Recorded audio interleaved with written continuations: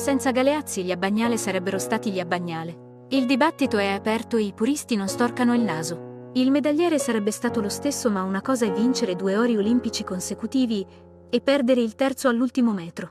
E un'altra è diventare icone pop, simboli dello sport italiano, ambasciatori del valore della fatica, della possibilità di primeggiare e riscattarsi attraverso il lavoro. Chi ha reso possibile l'extra medagliere sono stati Giampiero Galeazzi e le sue telecronache, che definire accorate è un eufemismo. Telecronache che univano tutto tecnica. Aveva praticato il canottaggio ad alti livelli, sociologia, tempi cinematografici, una spruzzata di retorica. Quella voce roca che scandiva i colpi al minuto, che non ha mai sminuito il ruolo di Peppiniello di capo, a che gridava talmente forte da catturare l'attenzione anche di chi a casa non stava seguendo. Se grida così, vuol dire che è una cosa importante. Aveva l'arte, professionalità e riduttivo di tenerti incollato alla TV per 2000 metri di canottaggio o 1000 di canoa. E alla fine si era felici per gli Abbagnale, per Antonio Rossi, e sollevati per lui, che non si era sentito male. Andiamo ragazzi, ultimi 500 metri per l'alloro olimpico con la Bulgaria, Oster e Greve. Ora vedremo se riusciranno a scattare come al loro solito per questa gara. Dunque, Italia, Bulgaria, Gran Bretagna, Romania, Germania dell'Est e Unione Sovietica all'attacco degli ultimi 500 metri. Siamo sempre sui 36 colpi. Gli Abbagnale in testa di 2 imbarcazioni. Aumenta ancora Giuseppe, il suo show, il suo magnifico show negli ultimi 300 metri di gara, quando mancano ancora, con gli inglesi che cercano di recuperare il tempo perso in partenza, ma il loro divario è notevole. Penso che Giuseppe Carmine, la cui sicurezza, la cui grande preparazione segno di garanzia, vedete ora come Oster e Greve abbiano attaccato la Bulgaria e si gettino all'attacco di Giuseppe Carmine Abbagnale. Ma all'esterno c'è anche l'Unione Sovietica, è pesante la barca inglese, si ferma.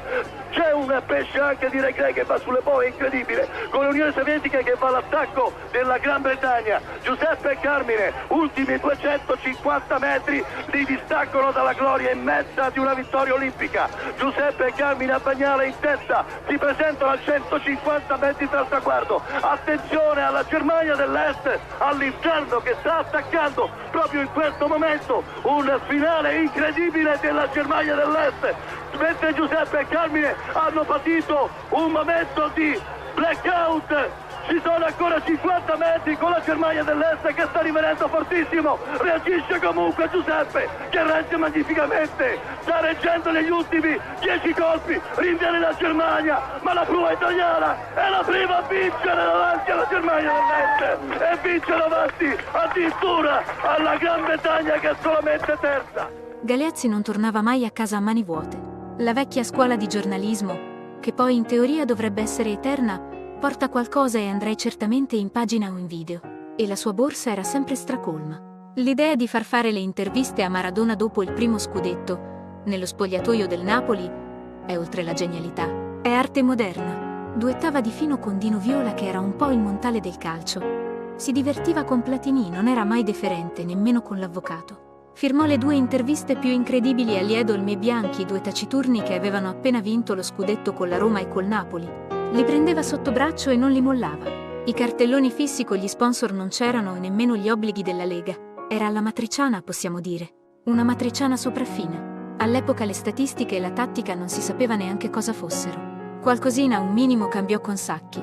Anche lui finì sotto braccio con Galeazzi dopo la vittoria decisiva in casa del Napoli di Maradona. Era la concretizzazione del fatece largo che passammo noi. Sembravano che i tempi cupi per la Roma fossero finiti, ecco che invece è arrivata cocente, secca la sconfitta ad opera del Catanzaro. Un Catanzaro naturalmente che è apparso un mostro in questo Olimpico. L'eroe della giornata è stato Palanca. Vediamo il filmato di questa partita.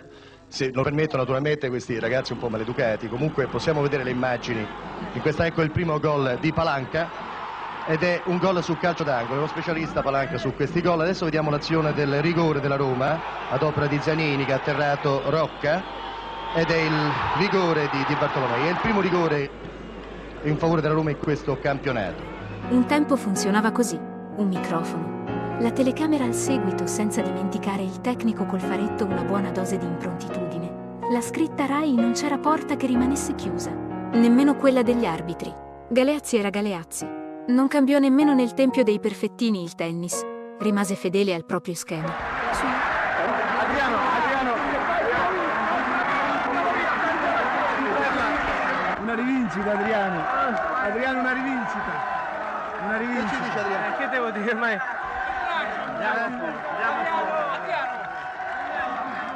Cosa sarebbero state le sue telecronache di Alberto Tomba? Ma lo sci non gli toccava. Tutto quanto fa spettacolo era lo slogan di Odon, una nota trasmissione TV degli anni 70. Una definizione perfetta per Galeazzi, che fu il primo e per certi versi l'unico a rendere le telecronache uno show, a far appassionare a quegli eventi anche i non appassionati. Allargò la platea. La rese non più una esclusiva di maschi competenti. Se ne accorse Mara Venier, che nel 1994 lo volle con sé a Domenica In. Apriti cielo. Aveva violato la sacralità del giornalismo. Gli fecero la guerra, la persero. Non lo sapeva forse, ma viaggiava con 20 anni d'anticipo.